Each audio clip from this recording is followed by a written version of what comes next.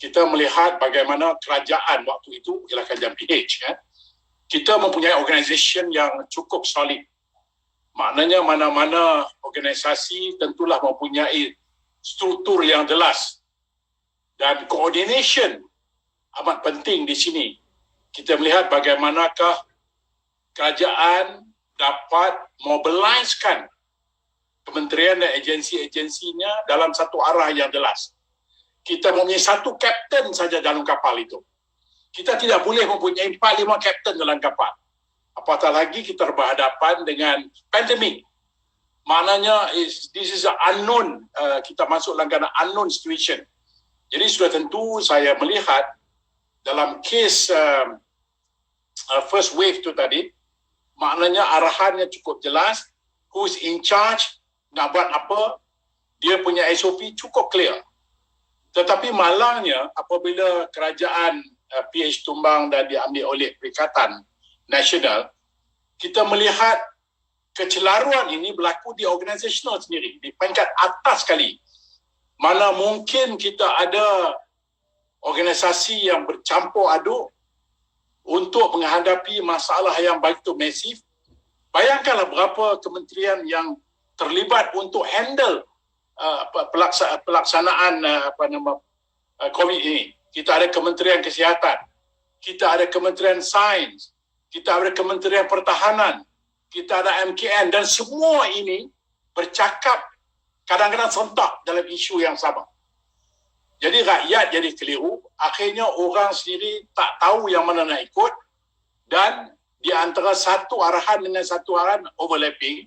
Sebagai contoh, selama ini kita menggunakan Kementerian Kesihatan. Apabila kita handle isu kesihatan, sudah tentulah yang mempunyai authority, bukan saja authority tetapi juga mempunyai backup, mempunyai kepakaran, mempunyai segala fasilitasnya datang daripada Kementerian Kesihatan. Jadi sudah logiknya zaman berzaman Kementerian Kesehatanlah yang mengepalai organisasi untuk menyelesaikan masalah kesihatan.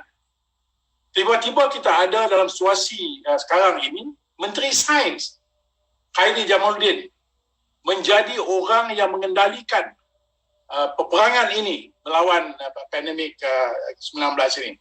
Bayangkan, Khairy orang yang mengepalai Kementerian Sains yang tidak mempunyai kelengkapan yang secukupnya, tidak mempunyai maklumat secukupnya untuk membawa, untuk lead kita berhadapan dengan COVID ini.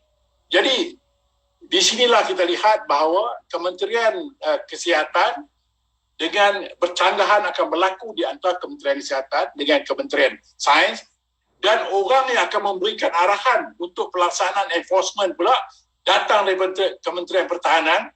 Jadi kita boleh bayang tak secularization akan berlaku. Dan ini pandemik, ini bukan cerita, ini cerita every minute people die. And the rate of expansion cukup hebat. Dan bayangkan 3 orang menteri nak duduk pun, bayangkan kita 3 orang ni pun nak duduk, nak buat satu keputusan pun satu masalah. Apatah lagi kita lead satu organisasi yang besar untuk berhadapan dengan masalah yang besar. Inilah yang menimbulkan kecelaruan. Dan akhirnya, keputusan-keputusan yang dibuat itu keputusan yang habis. Saya kata habis ni tidak masak. Sebagai contohnya, bagaimana kita telah bercakap dalam parlimen dulu, okay, kalau vaksin is an issue, then make sure kita move cepat, book cepat, order cepat, and tell the world that kita order daripada berapa? Tiga company, 3 manufacturer from 3 different countries, and this is the price. So maknanya patutnya berlaku waktu itu. Waktu kita kena kita dah buat dah waktu itu, tetapi akhirnya apa berlaku? Apabila PH take over, benda tak settle, tak order, kemudian macam-macam lah kita tahu. Saya tak ada maklumat, tetapi dikatakan ada pula pihak ketiga yang menjadi perantaraan di antara company manufacturer dengan kerajaan, sedangkan kerajaan sendiri boleh membeli vaksin itu, dan sampai sekarang ini proses untuk vaccination. Jadi ini jadi berbalik kepada soalan yang Datuk tanya tadi. Bagi saya, the fundamental issue yang ada depan kita ialah tentang coordination.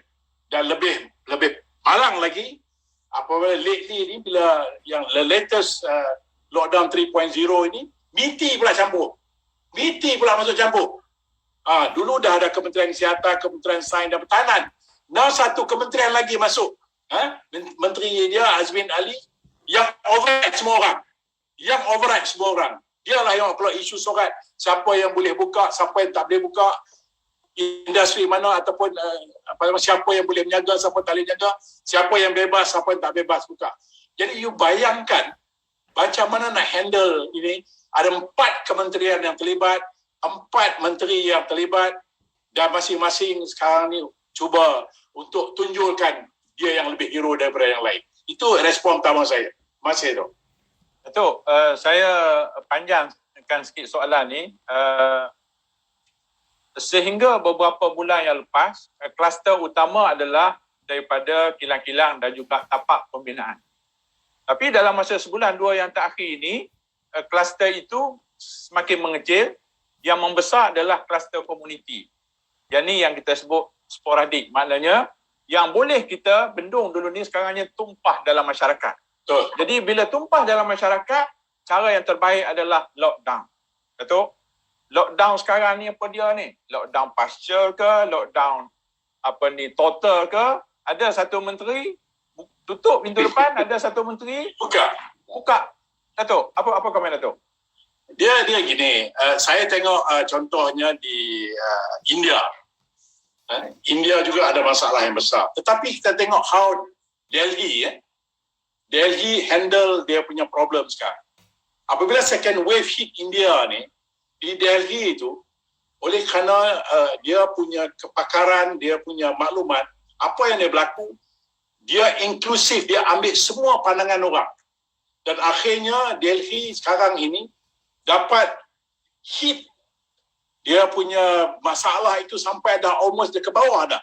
Bagaimana dia boleh identifikan kawasan-kawasan yang bermasalah dengan kawasan-kawasan yang tidak bermasalah. Maknanya kalau simptom-simptom yang dikenal pasti itu, you just go and hit the symptom. Jadi apa yang berlaku di Malaysia ni, Dr. Datuk kata ni betul. Dulu kita kena pasti bahawa isu yang paling besarnya ialah di kilang-kilang. Tetapi oleh kerana kita lambat ambil tindakan dan orang kilang ini dah keluar dan juga orang macam saya di Sungai Petani. Kebanyakan orang kerja kilang di Sungai Petani, orang di Sungai Petani ini bekerja kilang bukan di Kedah. Tapi banyak yang kerja di Pulau Pinang. So they commute every day. Dan saya difahamkan oleh pihak keselamatan, at least 2,000 kereta dan motor bergerak dari Sungai Petani ke Pulau Pinang. Jadi bayangkan kalau sekiranya kita ada masalah di Pulau Pinang, yang kebanyakan bekerja di Pulau Pinang, dan sudah tentulah orang yang commute ini akan membawa masalah di balik ke komuniti. Jadi you lockdown, apa yang dia nak lockdown apa dia sekarang ni? You tak tahu apa yang lockdown. Jadi sebab itu tambah apatah lagi kita pilih pula industri-industri tertentu. Tapi sekarang ni bukan di industri saja. Sekarang ni dia dah masuk ke kampung, ke desa-desa. So what do you do? Ini yang masalah yang saya rasakan. Yang mungkin selepas ini kita lihat bagaimana bagi saya, pandangan saya insyaAllah di peringkat soalan kedua nanti saya akan beri pandangan bahawa kita harus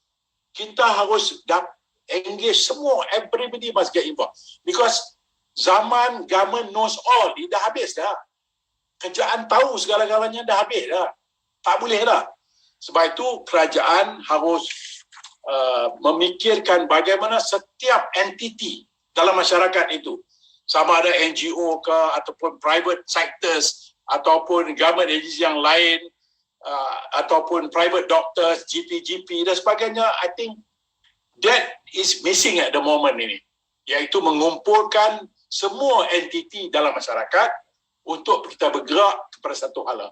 Itu yang saya nak cadangkan sebentar lagi. Terima kasih.